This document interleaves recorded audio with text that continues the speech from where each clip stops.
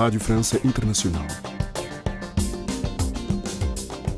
Bem-vindos à segunda parte desta emissão. Daqui a pouco teremos a rubrica Ciência de Karina Branco. Fiquemos agora com o convidado de Liliana Henriques.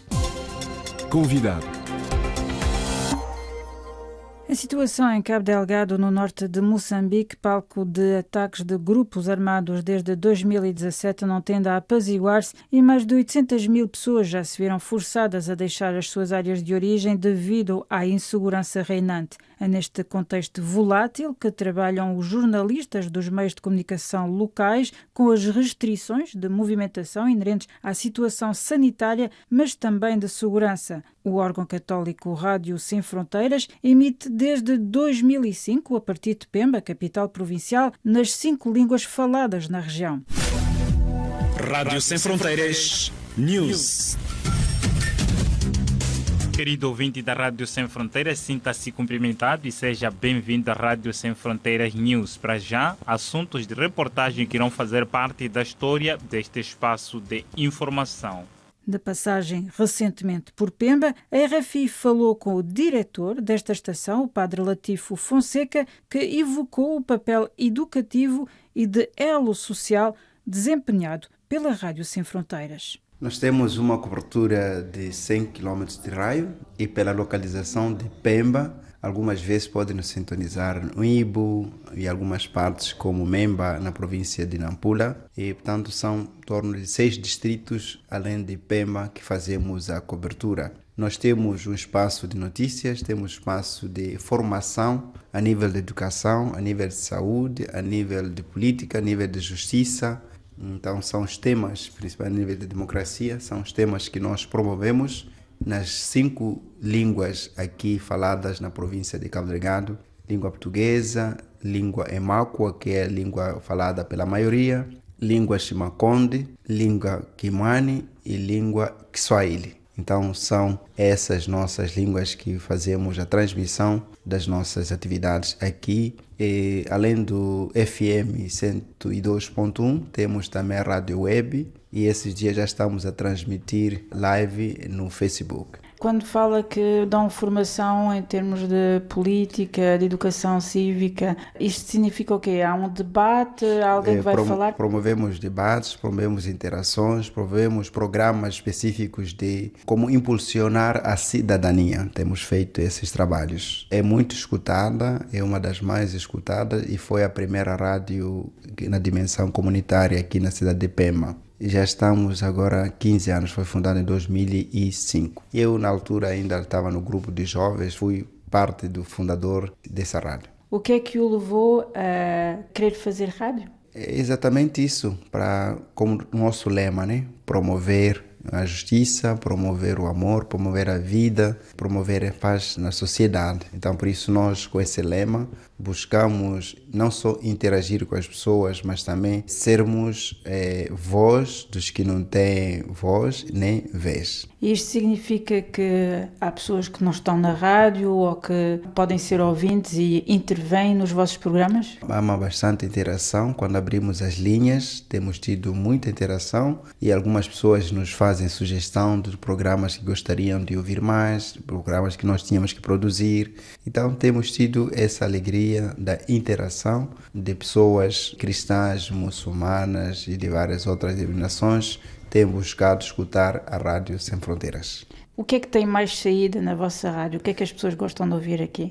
Aqui o pessoal gosta de escutar a música, gosta dos programas de interação, querem que sempre a gente abra espaço para eles irem comunicando no dia a dia o que está a acontecer no terreno. Então são essas questões como uma presença constante e permanente entre os ouvintes e os locutores. Dirige a rádio desde quando? Já este é o 5º ano que estou a dirigir a Rádio Sem Fronteiras. E que tal está a ser?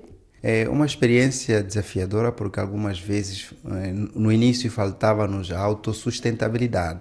e não via como contratar os funcionários permanentes e o modelo era de colaboradores, mas agora estamos a tentar transformar para que qualquer um que estiver a trabalhar também tenha a sua remuneração. Vocês são quantos?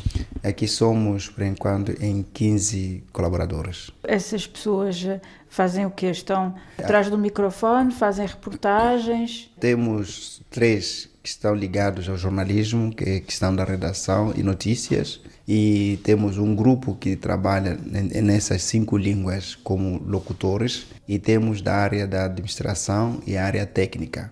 Então temos essas 4 áreas representadas aqui. Estava a falar da questão da autossustentabilidade. Como é que vocês conseguem precisamente alimentar a máquina? É um desafio hoje, a partir de projetos que temos feito para pedido de patrocínio para manutenção dos equipamentos, a compra de equipamentos como a Signes, que é uma organização do Vaticano que vela pelas rádios católicas, mas também pela produção de programas temos sido o sustento nosso. Tem pequenas entradas para termos o salário.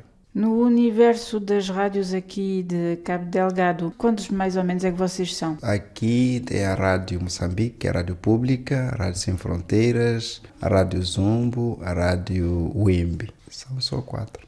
E a rádio continua a ser um órgão de comunicação muito forte. Bastante aqui as pessoas forte ouvem. E relevante pelas nossas políticas como da Igreja Católica e por buscarmos sempre dizer a verdade e promover também as iniciativas locais sem precisar cobrar muito dinheiro. Relativamente ao vosso trabalho, como tem sido trabalhar neste contexto que é um pouco mais complicado de há uns anos para cá? Desde 2017 tem sido complicado porque, primeiro, limitação de viagens. Não conseguimos trazer notícias de vários lugares. E outra, a política antes de liberdade de expressão não foi assim tão fácil.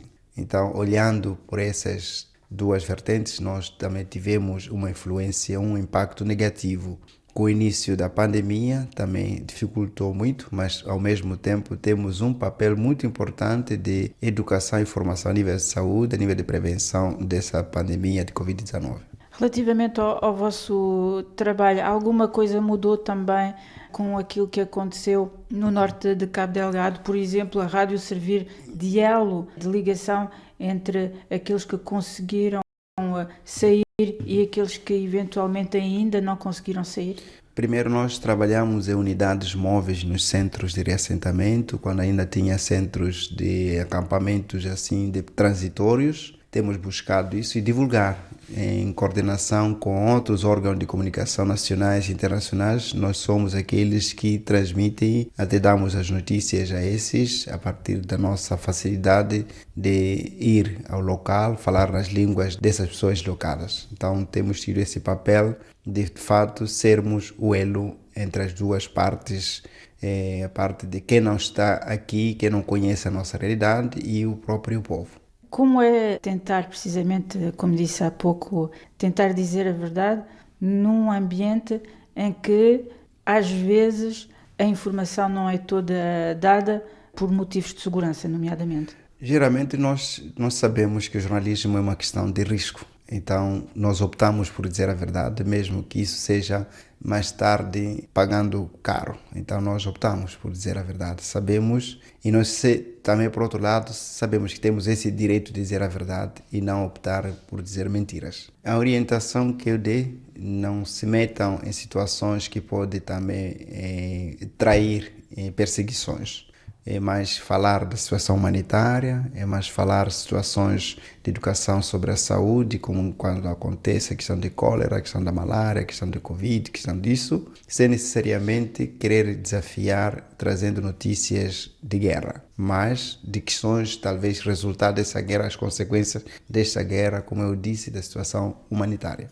Está um pouco no posto avançado aqui da informação em Cabo Delgado, está em contacto permanente com tudo o que está a acontecer aqui na zona. Como antecipa o futuro nos próximos tempos? Sabemos que o nosso futuro está desafiado. Houve interrupção de sonhos. Estamos sendo limitados em sonhar. Mas somos optimistas que se o governo se empenhar nas negociações em ajudas internacionais e de forma sem atropelar questão de soberania, questão da cidadania aqui, alguma coisa pode mudar. Nós sabemos que os terroristas também podem ser negociados, pode-se dialogar, há condições porque são humanos. Por meio de diálogo acreditamos que podem vir dias melhores. Era o padre Latifo Fonseca, diretor da Rádio Sem Fronteiras, emissora de rádio funcionando a partir de Pemba, em Cabo Delgado, no norte de Moçambique.